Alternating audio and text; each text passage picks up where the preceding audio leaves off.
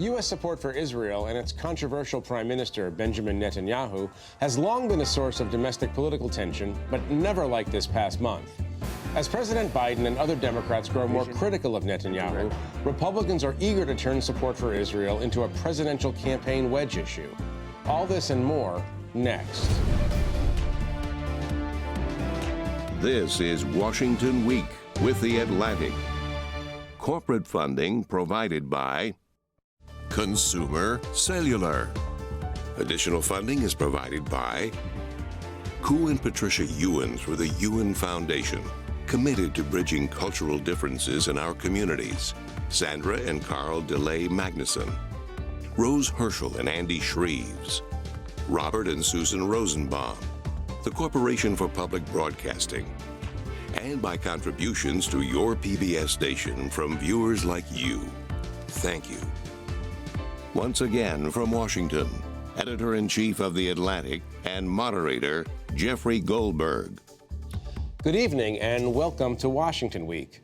Those of us who've covered Middle East politics remember well the bad old days when Benjamin Netanyahu and Barack Obama were feuding endlessly over Israel's West Bank settlement project and Iran's nuclear program. But nothing has prepared us for today's extraordinary level of tension. Joining me tonight to discuss this and more, Franklin Foer and Ann Applebaum are my colleagues and staff writers at The Atlantic.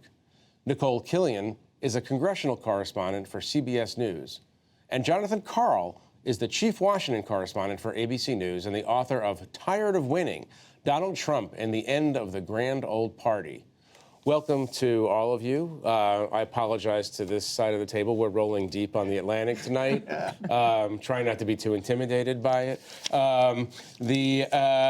And congratulations on your book. I want to talk about that in a few minutes. But Nikole, I'm going to start with you because I saw you on TV today. I saw you earlier. You were following Marjorie Taylor Greene through the Capitol. A very exciting part of your job, quite obviously.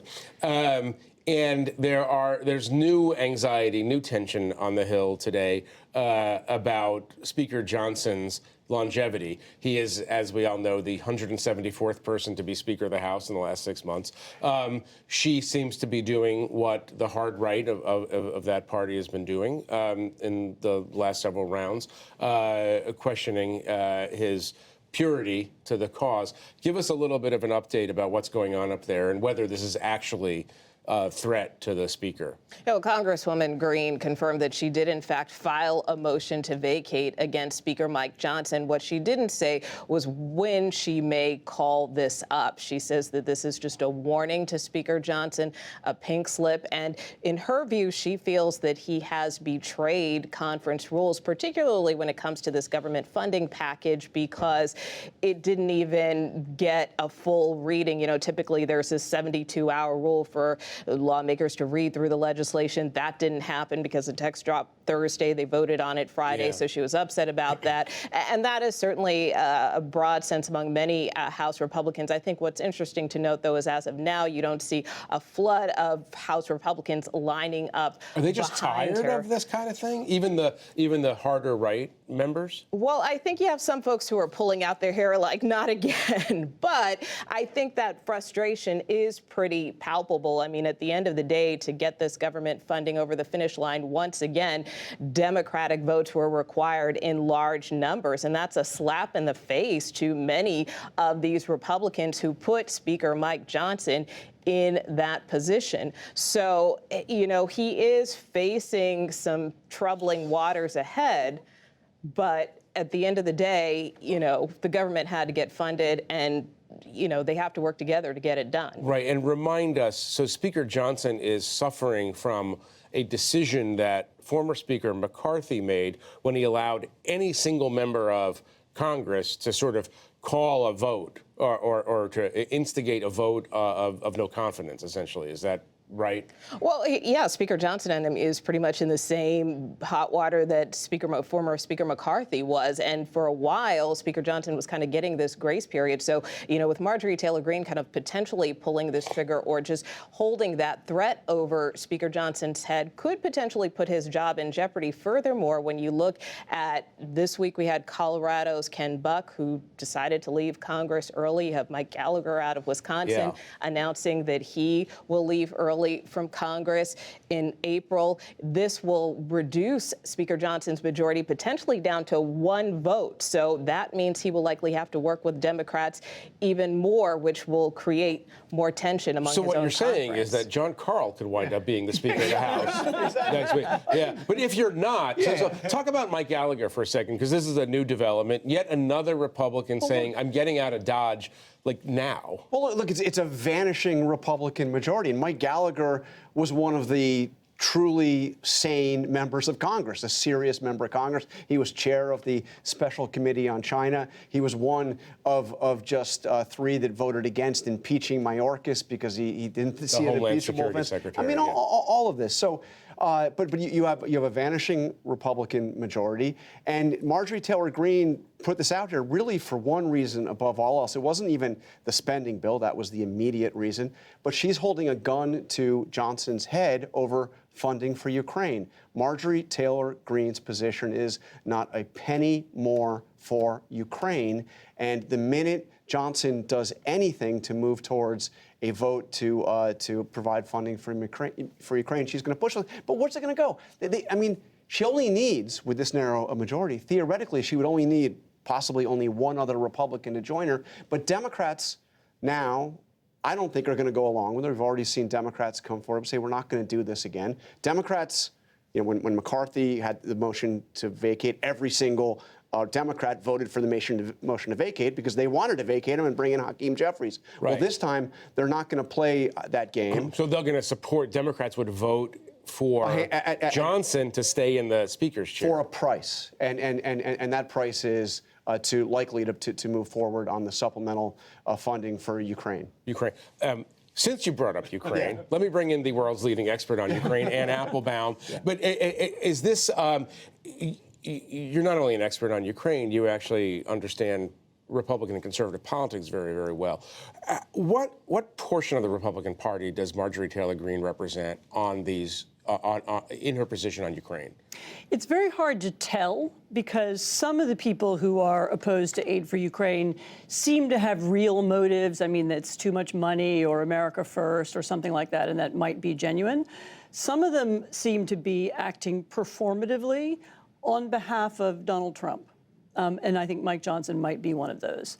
Trump has decided that he doesn't want money to go to Ukraine, and he wants Ukraine to be weaker. There's a lot of different speculation about why that would be. Maybe he has some deal in his head that he's going to do, if he wins. Maybe he imagines some kind of partition. I mean, there's a lot of, I don't want to, scare everybody with the details, but, he's been very, very clear that he doesn't want the House to pass this money. And there are enough people in the House who either support him or are afraid for their own seats, they're afraid of being primaried, that they have gone along with it. And I think that, more than anything else, explains where we are. I mean, it's really an extraordinary moment, and we have a out-of-power ex-president who is, in effect, dictating American foreign policy on behalf of a foreign dictator or with the interests of a foreign dictator in mind. And I don't think we've been through this before. And I have to say, I mean, I think that it's getting close to half of the House Republicans that are actually in this America first, quasi-isolationist camp of not wanting to give any more money to Ukraine. Mike Johnson is not in that camp. Mike Johnson tells people that Vladimir Putin must be stopped or he'll move through Europe. He sounds a lot like Lindsey Graham, who is also in this position of trying to find a way to placate the real leader of the Republican Party, who wants to pull the plug entirely and turn Ukraine over to Putin. So that's why you have them with some of these ideas like, we're going to do it as a loan, we're going to try to do it in some way. But I mean, the real problem here is exactly what Ann said. It's Donald Trump. A statement today saying, going into the recesses, Congress will be out for the next 2 weeks, that he will move forward with the supplemental. But to John's point, it may look please Trump with it. He's going to try. It may look a little different than what we saw on the Senate side. Frank, what do you think is Trump's ultimate motivation on Ukraine? I think that there's so many grudges, so many layers of grudges that are left over from his first impeachment trial. I think he's always had this innate sympathy to Vladimir Putin, who he's admired as a strong man. And then I think there are things that go back to his commercial history in Russia, that he always was attracted to Russians. He was always enticed by the idea of doing business in Russia. Michael Cohen, in the middle of his former lawyer, talked about how even during the first campaign in 2016, they were trying to build a Trump Tower in Moscow. And so in Trump's mind, all of these things, the grudges, the commercial interest, the political interest, they all get the narcissism and the ego all swirled together into this motivation that is sometimes quite obtuse to those of us on the outside. And straight up admiration for Vladimir Putin. Yeah, well, this is a broader issue about an attraction to authoritarians, and we're going to get to that when I pivot elegantly to the Middle East in a minute. But I just want to stay with this Ukraine question just for one more second with Ann, because you alluded to a kind of bargain possibly that Trump and Trumpists have imagined that if Trump comes back to power, obviously we understand that China and Russia would prefer Trump as president to Biden. I mean, I think that's a fair statement. That somehow Trump will force a settlement that looks good from Putin's perspective. Is that he's said that in this somewhat incoherent way, right? He said, when I take power, the war will be over in one day. You know, there will be a deal. Right. And people around him have talked a little bit more in detail about a deal. And of course, I don't want to speculate about things that we don't really know and might never happen. But you know, there is some idea that we would have like a new Yalta. We would divide Europe, maybe. I mean, there is something like that's in the air. He has some idea about it affecting oil prices, and he could get oil prices going down. I mean, I can't prove that, but I mean, it's certainly not that far-fetched. I mean, he is someone who thinks like that. He thinks transactionally. He doesn't think in terms of what's good for Europe or what's good for America. I mean, the loss of Ukraine, for Ukraine to have been seen as a failure, if we give away Ukraine, if Kiev becomes a Russian satrapy, the United States will be seen as a receding power, and that will have all kinds of economic and political consequences that we haven't even imagined yet in terms of arms sales and energy supply sales and America's position in trade talks and all kinds of, the idea that America is the security guarantor for Europe is very, very important and fundamental to how America is perceived in Europe and around the world. Trump is not interested in that at all. Right. He doesn't care. He doesn't know why it matters.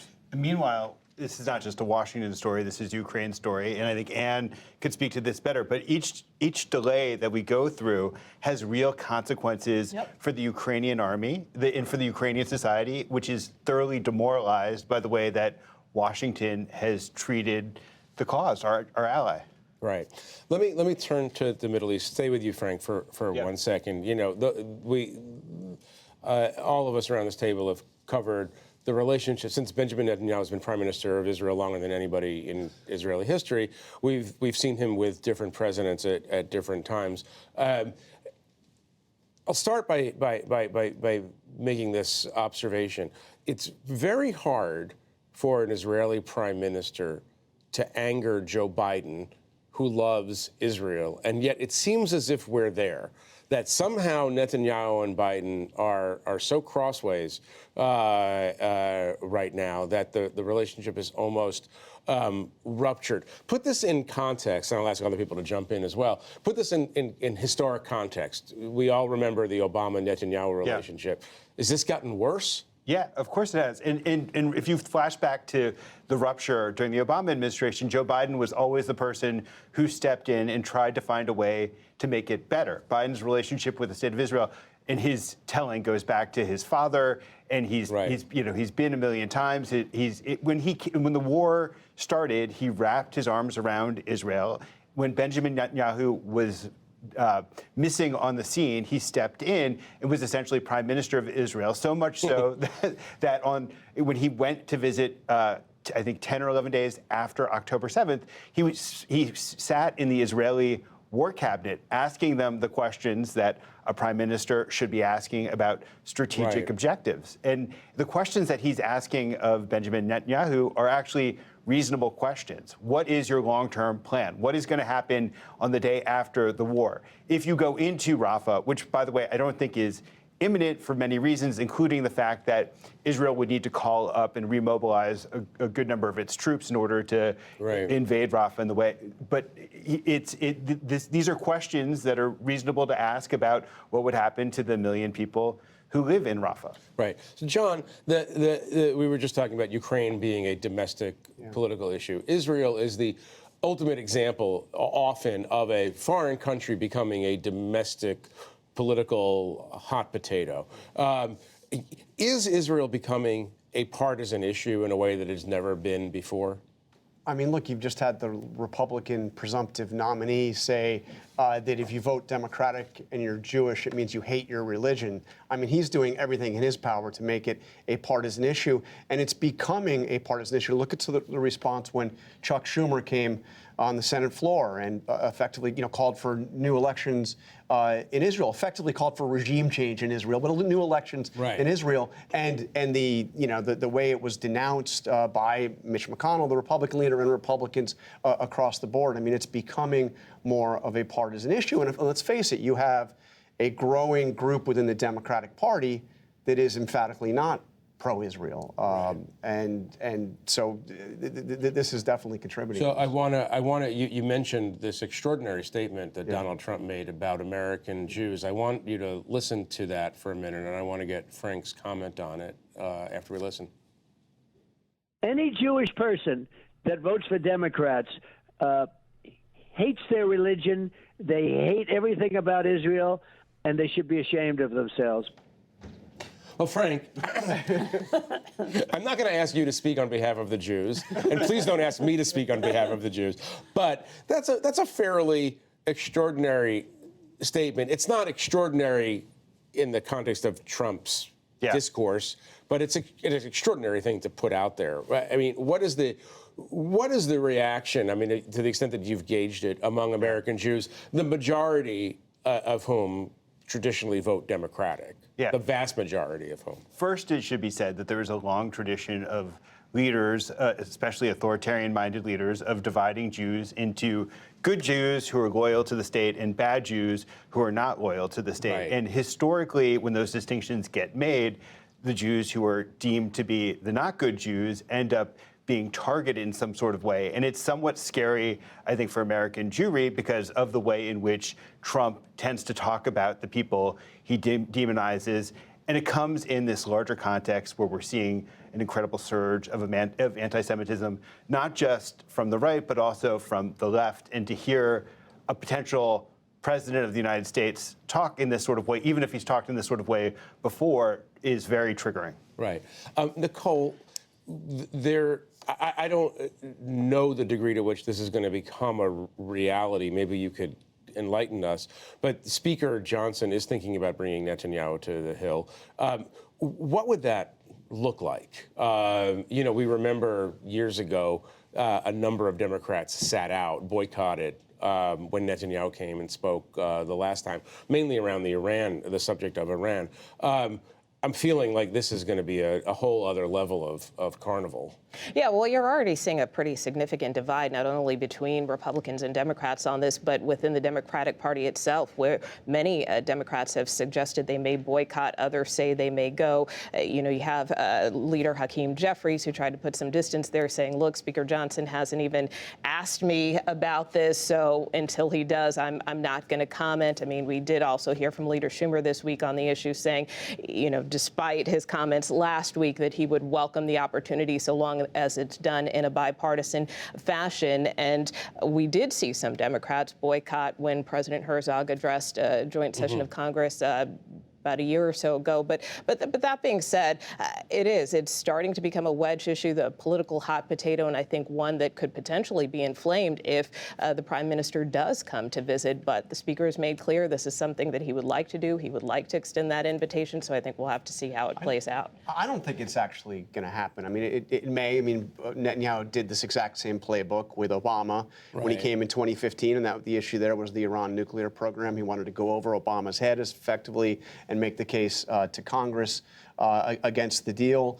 I don't anticipate it playing out this time, but you know, look, it's remarkable that Netanyahu wants to effectively play to Trump because he's hit a wall with Biden. But I mean, Trump hates Netanyahu. He's toyed with him. He resented the fact that Netanyahu came out and congratulated Biden just days after the 2020 election. It was kind of a pro forma congratulations. It was, though. but he absolutely resented it. And it wasn't just that. If you remember, Netanyahu visited Washington, came to the White House while he was campaigning for his own reelection, and Trump saw him as a showboat. And you know that's a terrible thing in Trump world. When Trump thinks you're a showboat. Yeah. I mean, because he came in and he was using Trump's stage, you know, to make the case. He spoke longer than Trump. He spoke more emphatically than Trump, and he also blindsided the Trump administration with a new announcement on settlements. So, you know, it's risky strategy. But Netanyahu needs to stay in power. Yeah. To stay. Right. Arguably, one thing they have in common, they're both under indictment. Yeah, I mean they in both, their own countries, Trump and Netanyahu. They both want to be in power to avoid potentially going to jail. Right. Which bottom line might be what's going on here at the deepest level. I want to get to the, Frank, I'll come back to you in a second, but I want to get to something else that might be operating at the deepest level. Both men, Trump and Netanyahu, have autocratic tendencies. You've written about this. It's somewhat surprising that they don't get along better. I mean, they're very similar in some ways. I mean, I think some of the root of the discomfort with Netanyahu in the Democratic Party, and maybe even more broadly, you know, there was a sense that, you know, we support Israel because it's a little democracy in a region where there aren't a lot of democracies, and we have something in common with them. You know, that means we have a special bond and so on. I think a lot of Democrats, I'm sure that's what Joe Biden thinks about Israel. You know, he remembers its founding and the role that we played. The older the Democrat, the more likely they are to think that.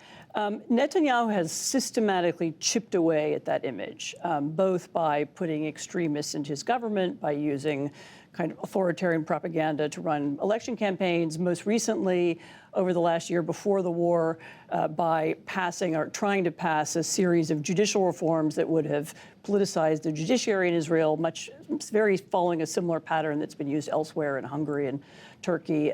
So he lost the image of the Democrat. And he therefore won a lot of enmity in the Democratic Party and actually won a lot of admirers on the right, including in the anti-Semitic right. I mean, Viktor Orban, who made George Soros as a kind of Jewish billionaire into a hate figure in Hungarian politics, feels very close to Netanyahu. They seem very similar. You know, they have similar ideas about how to undermine institutions. So, I mean, maybe Trump doesn't like him personally, but the Republican Party likes him a lot. Right, that's right. Sure. John, let me ask you in the couple of minutes that we have left to talk about your extraordinary book. There's one story I need you to tell everyone, which is the Merkel story, which relates directly to this. Can you give us the 20-second version of that? Yeah, this is a story that he told. One very senior member of Congress told me this, that it happened twice with Trump. There was a lot of stories that Merkel had nothing but contempt for Trump. So Trump told this member of Congress, you know, she can't believe the size of the crowds I get. She says, in fact, there's been only one leader in history that's ever got crowds as big as mine. and the leader is thinking, you know who she's talking about, right? You know who the Chancellor of Germany is talking about. Right. Did he understand? I mean, that's based on your reporting. That's the great honor. I think he understood. You think he understood? I think he understood exactly. You think he understood? I mean, based on your own reporting, do you feel that we're talking about a true authoritarian?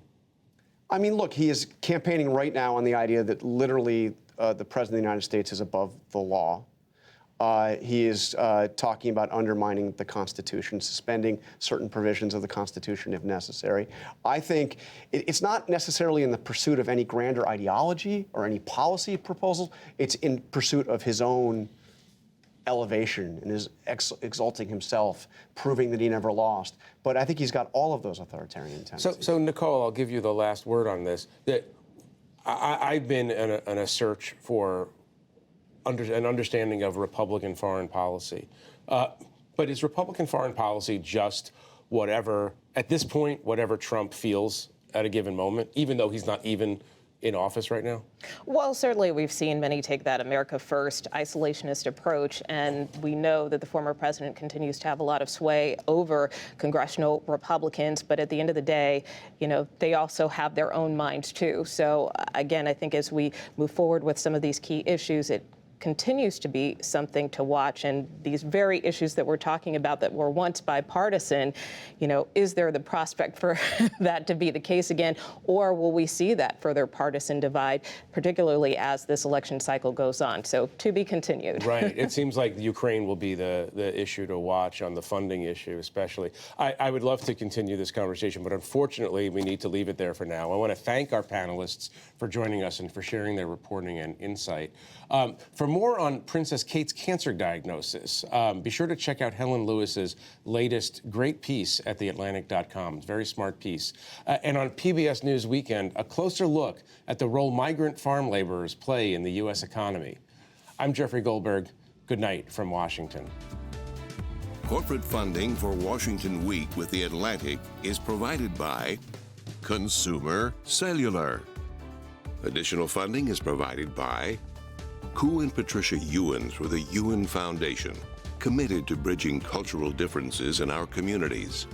Sandra and Karl DeLay Magnuson, Rose Herschel and Andy Shreves, Robert and Susan Rosenbaum, the Corporation for Public Broadcasting, and by contributions to your PBS station from viewers like you. Thank you.